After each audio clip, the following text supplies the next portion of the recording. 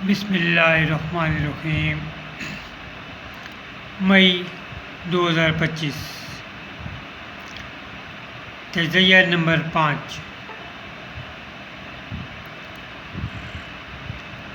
دعا کے حوالے۔ آپ روزانہ دعا میں سورہ الفاتحہ کی تلاوت کرتے ہیں۔ سورہ فاتحہ میں پڑھتے ہیں ایاک نعبد و ایاک نستعین۔ ترجمہ: ہے اللہ، ہم تیری ہی عبادت کرتے ہیں اور تجھ ہی سے مدد مانگتے ہیں۔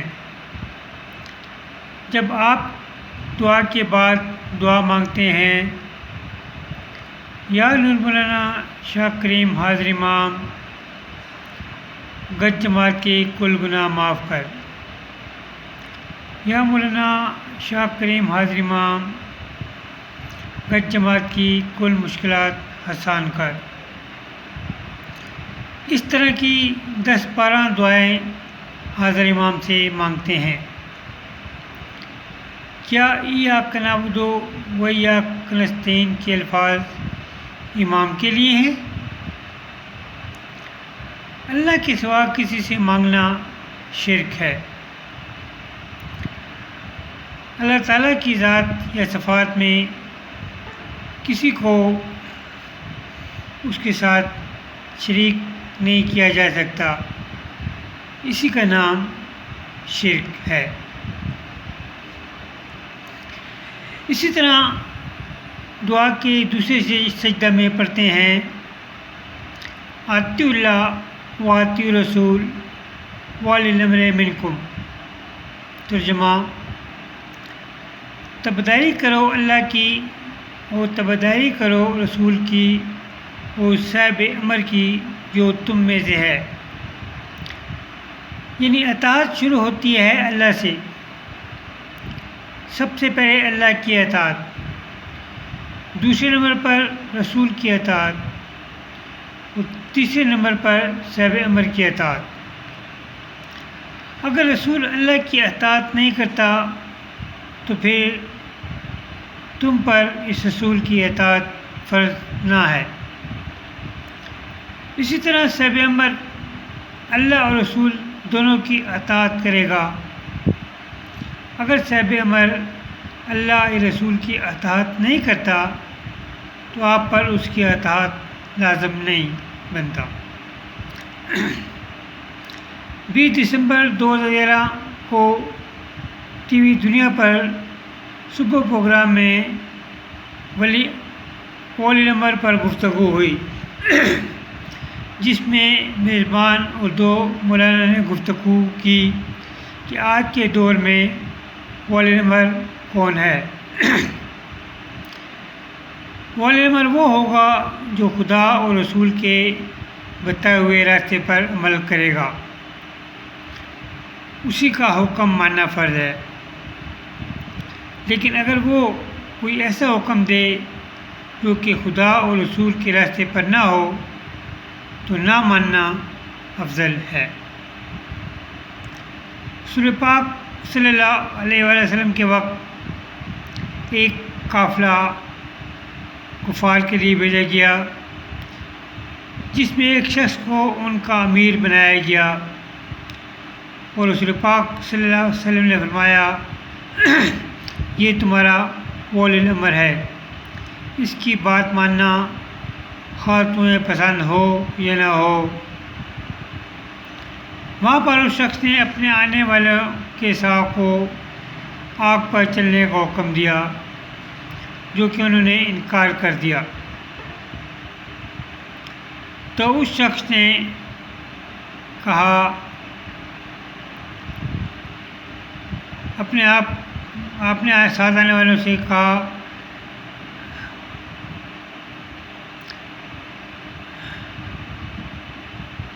کیا میں تمہارا ولی الامر نہیں ہوں؟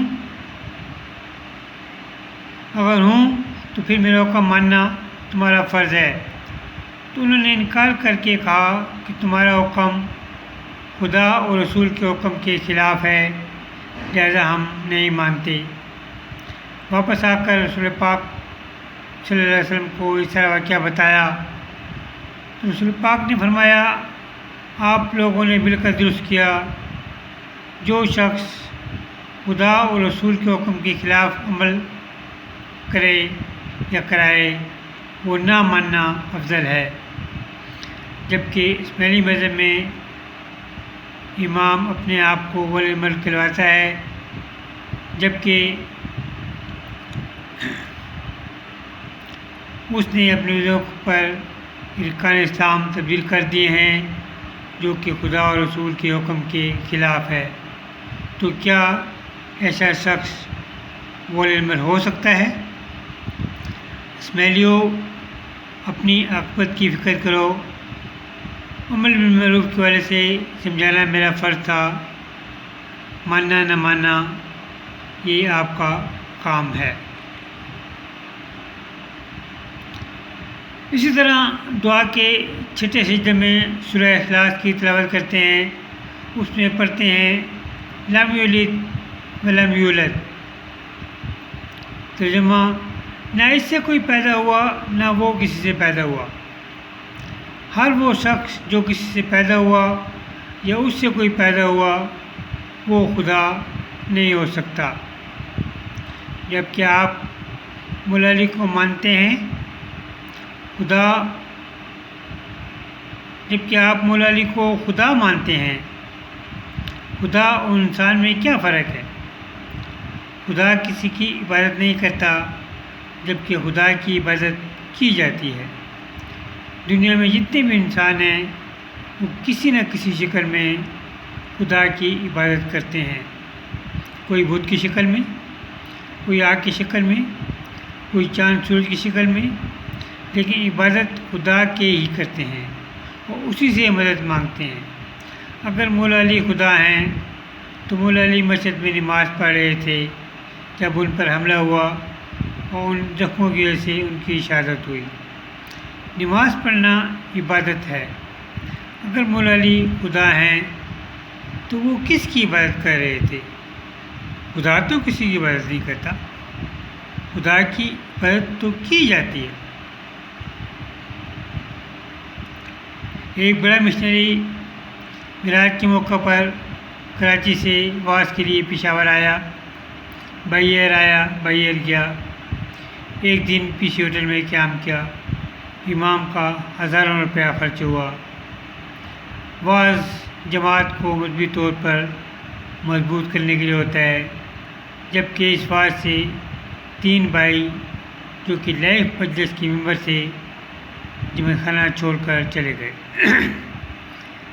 مشنری نے معراج کے واقعے میں واعظ کیا اور کہا کہ حضور پاک نے خدا کے ساتھ کھانا کھایا، پردہ کے پیچھے سے ایک ہاتھ آتا اور وہ حضور پاک کے ساتھ کھانا کھاتا۔ اس ہاتھ میں ایک انگوٹھی تھی، وہ انگوٹھی مولا علی کے ہاتھ میں تھی۔ اس سے مولا علی کو خدا نہیں کہا، لیکن واعظ کا خلاصہ یہی بتا رہا تھا۔ تو جمیل، پرویز اور جاوید جو کہ بمائے فیملی لائف مجلس کے ممبر تھے، جمع خانہ چھوڑ کر چلے گئے۔ میرے چھوٹے بھائی جاوید سے اس بارے میں بات ہوئی تو اس نے کہا کہ ہم آغا خان کو امام تو مانتے ہیں لیکن خدا نہیں مانتے۔ مشنری کیوں امام کی تعریف کرتے ہیں؟ کیونکہ ان کو امام کی طرف سے بڑی بڑی تنخواہ ملتی ہے۔ آپ خود ان مشنریوں کی ذاتی زندگی پر نظر ڈالیں تو آپ اسماعیلیوں کو خود نظر آ جائے گا کہ حقیقت کیا ہے۔ لوگوں جو ایمان لائے ہو، صبر سے کام لو، باطل پرستوں کے مقابلے میں پامردی دکھاؤ، حق کی خدمت کے لیے قوت بستہ رہو اور اللہ سے ڈرتے رہو، امید ہے فلاح پاؤ گے۔